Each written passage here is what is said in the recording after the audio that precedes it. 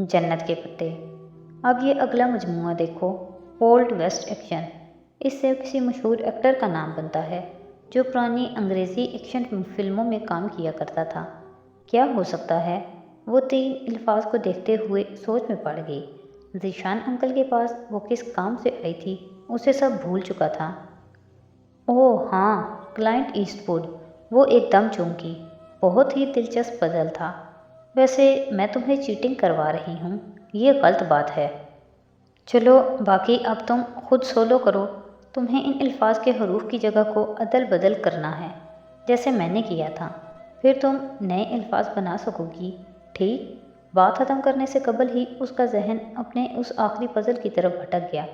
Swap swap करने का मतलब भी यही होता है ना? क्या वो कोई हिंट था कि उसे हरूफ की जगहों को स्वैप करना है और कोई नया लफ्ज़ बनाना है? मगर वो कुल 12 हरूफ थे और पासवर्ड तो 8 हरफी होना चाहिए था। फिर वो इससे क्या बना सकती थी? एकदम वो बेचैनी से उठ खड़ी हुई। हो सकता है वो दो अल्फाज कोई एनाग्राम ही हों।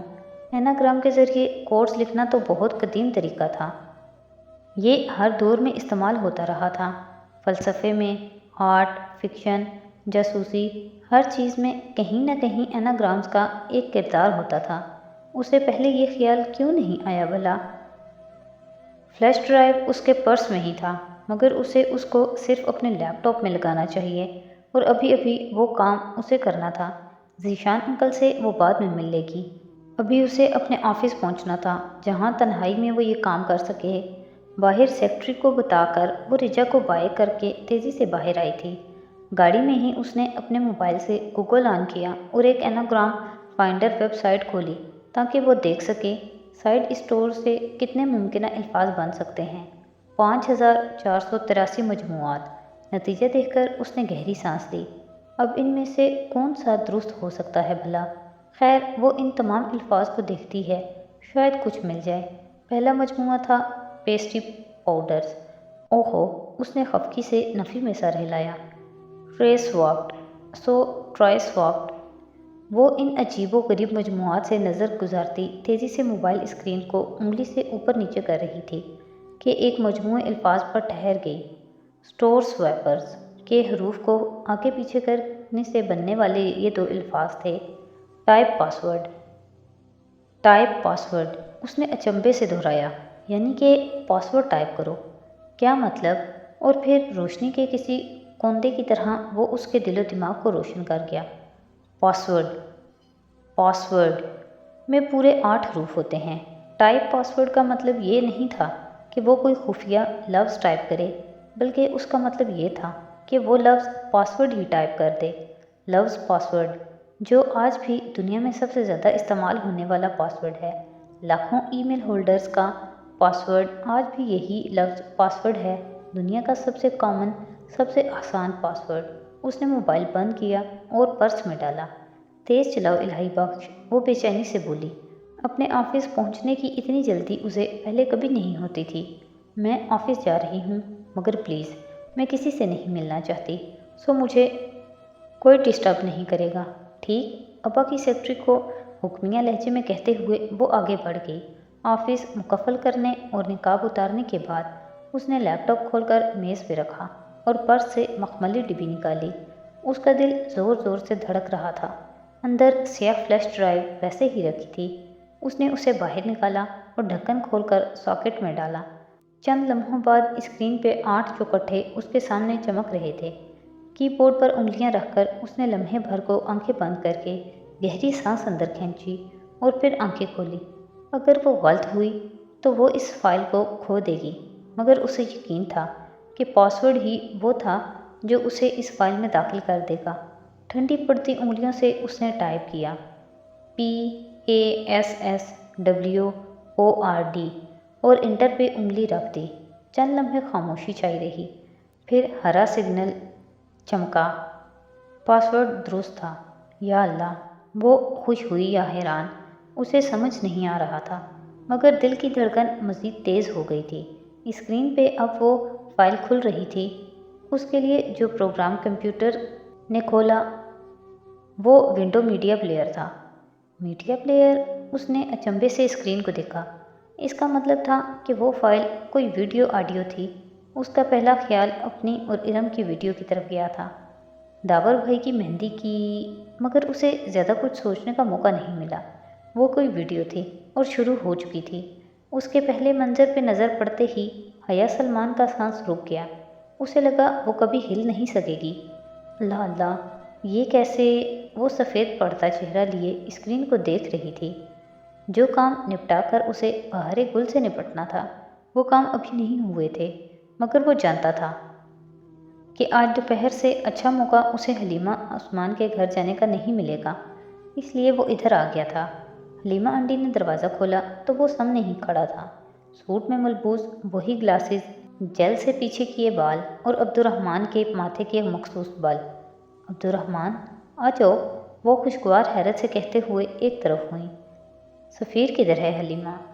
بے تاثر اور سپاٹ انداز میں پوچھتے ہوئے اس نے قدم اندر رکھا۔ یہ تو طے تھا کہ وہ لوگوں کو کبھی ریلیشن شپ ٹائٹل سے نہیں بلایا کرتا تھا، صرف ان کے پہلے نام لیا کرتا تھا۔ ہوٹل میں ہوگا، کال کروں اسے؟ نہیں، اب اسے کال نہیں کریں گی۔ اور بہارے؟ اس نے ایک لفظی استفسار کیا۔ جتنا حلیمہ عثمان اسے جانتی تھیں، وہ بھاگ گئیں کہ وہ بہت برے موڈ میں تھا۔ وہ اندر اسٹڈی روم میں بیٹھی ہے، بہت اداس ہے، انہوں نے ملال سے بتایا۔ شاید اس کا دل نرم کرنے کی کوشش کی۔ حرکتیں جو ایسی ہیں اس کی، وہ بے حد غصے سے کہتے ہوئے لمبے لمبے ڈگ بھر کر اسٹڈی روم کی جانب بڑھ گیا۔ بنا دستک کے دروازہ دھکیلا تو کرسی پہ بیٹھی بہار گل نے چونک کر سر اٹھایا۔ پورے گھنگریالے بالوں کی پونی بنائے لمبے فراک میں ملبوس وہ واقعی غمزدہ لگ رہی تھی۔ اسے دیکھ کر اس کی آنکھیں چمک اٹھیں۔ عبد الرحمن، عبد الرحمن! وہ کرسی سے اٹھی اور میز کے پیچھے سے گھوم کر سامنے آئی۔ بہارے کا پھول جیسا چہرہ کھل اٹھا تھا۔ بہت اچھا لگتا ہے تمہیں دوسروں کو اذیت دینا، وہ اتنے غصے سے بولا تھا کہ وہ وہیں رک گئی، چہرے کی جوت بجھ سی گئی۔ میں تمہارے لیے کیا نہیں کرتا، اور تم بدلے میں میرے لیے مسائل بڑھانے پہ تلی ہو۔ تم میری دشمن ہو یا دوست؟ اس کی بڑی بڑی بھوری آنکھوں میں نمی اتر آئی۔ تم مجھ سے ناراض ہو عبد الرحمن؟ نہیں نہیں، میں تم سے بہت خوش ہوں۔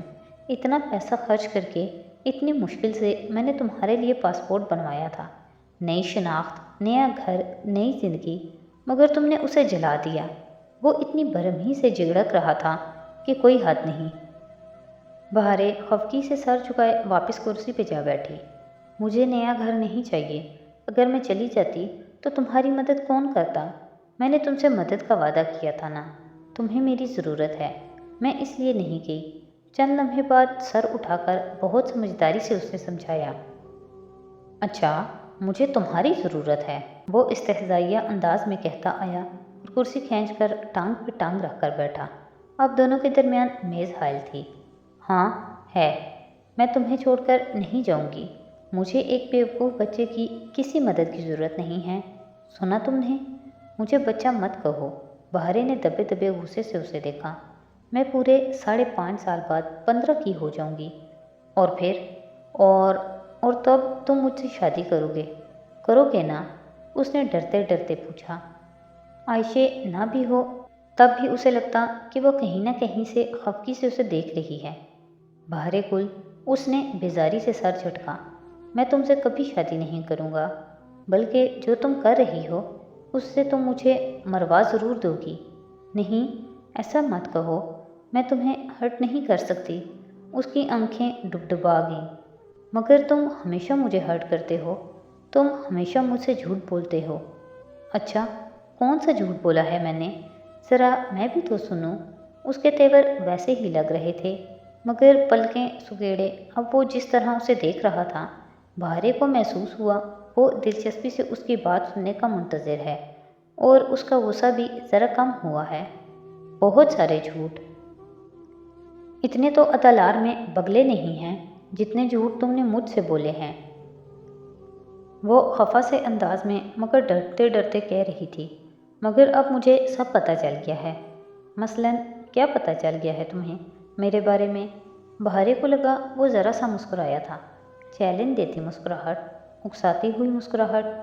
بہت سی باتیں، یہ کہ تمہارا اصلی نام عبد الرحمن نہیں ہے، اور یہ کہ تمہارا نام جہان سکندر ہے اور تم ہی حیا کے کزن ہو۔ جہان ایک دم ہنس پڑا۔ بہرے کو حوصلہ ہوا، اسے برا نہیں لگا، وہ اسے ڈانٹے گا نہیں، اس کو ذرا تقویت ملی۔ صبر نہیں ہوا عائشہ سے، میں نے اسے کہا تھا کہ جاتے وقت بتائے، اس نے ابھی بتا دیا۔ وہ جیسے بہت محفوظ ہوا تھا، اس نے اپنے جاتے وقت ہی بتایا تھا۔ تم بہت جھوٹ بولتے ہو عبد الرحمن، بہرے نے خفگی سے اسے دیکھا تھا۔ اور یہ بات تم نے کتنے لوگوں کو بتائی ہے؟ وہ کرسی سے اٹھتے ہوئے بولا۔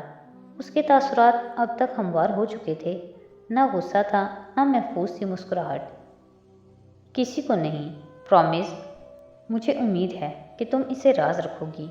کیا تمہیں راز رکھنے آتے ہیں بہارے گل؟ میز پہ دونوں ہتھیلیاں رکھ کر اس کی طرف جھک کر وہ سنجیدگی سے پوچھ رہا تھا۔ بہارے نے اس بات میں سر ہلایا۔ مجھے راز رکھنے آتے ہیں۔ تمہارا پاسپورٹ کہاں ہے؟ میں نے جلا دیا اور میں یہاں سے نہیں جاؤں گی۔ اس کے تھوڑی دیر قبل ہنسنے کا اثر تھا جو وہ نروٹھے انداز میں بولی تھی۔ میں تمہارا نیا پاسپورٹ جلد بھجوا دوں گا اور تمہیں جانا پڑے گا کیونکہ میں بھی یہاں سے جا رہا ہوں۔ وہ واپس سیدھا ہوا۔ کدھر؟ ہمارے ساتھ؟ اس کا چہرہ چمک اٹھا۔ نہیں، بلکہ یہاں سے بہت دور، اور میں تم سے آخری دفعہ مل رہا ہوں۔ اب ہم کبھی نہیں ملیں گے۔ تم مجھے ایک اچھی یا بری یاد سمجھ کر بھلا دینا۔ مجھے یہاں سے نکلنا ہے اس سے قبل کہ میں گرفتار ہو جاؤں، اور اگر میں گرفتار ہوا تو مجھے پھانسی ہو جائے گی۔ اگر تم نہیں چاہتی کہ میرے ساتھ یہ سب کچھ ہو تو میری بات مانو۔ جب پاسپورٹ آ جائے تو چلی جانا، وہ بے تاثر لہجے میں کہہ کر جانے کے لیے مڑا۔ مگر تم کہاں جا رہے ہو؟ وہ پریشان سی کہہ اٹھی۔ جہان نے گردن موڑ کر اسے دیکھا۔ میں جہاں بھی جا رہا ہوں اس کے بارے میں تمہیں، عائشہ، انے یا پاشا کو نہیں بتا سکتا، اس لیے یہ سوال مت کرو۔ کیا تم نے کسی کو نہیں بتایا کہ تم کہاں جا رہے ہو؟ وہ آنسو روکنے کی کوشش کرتے ہوئے بمشکل بول پائی تھی۔ میں نے آنے سے کچھ دن پہلے حیا کو بتایا تھا، اسے معلوم ہے میں کدھر جا رہا ہوں، اسے راز رکھنے آتے ہیں، وہ کہہ کر دروازہ کھولتا باہر نکل گیا۔ بہارے گل بھاگ کر باہر آئی۔ بھیگی آنکھوں سے اس نے اپنے عبد الرحمن کو بیرونی دروازہ پار کرتے دیکھا۔ یہ خیال کہ وہ اسے آخری دفعہ دیکھ رہی ہے بہت اذیت ناک تھا۔ آنسو ٹپ ٹپ اس کے چہرے پہ لڑکنے لگے۔ آج پہلی دفعہ اسے یقین آیا تھا کہ وہ آخری دفعہ عبد الرحمن کو دیکھ رہی ہے، مگر بہت جلد وہ غلط ثابت ہونے والی تھی۔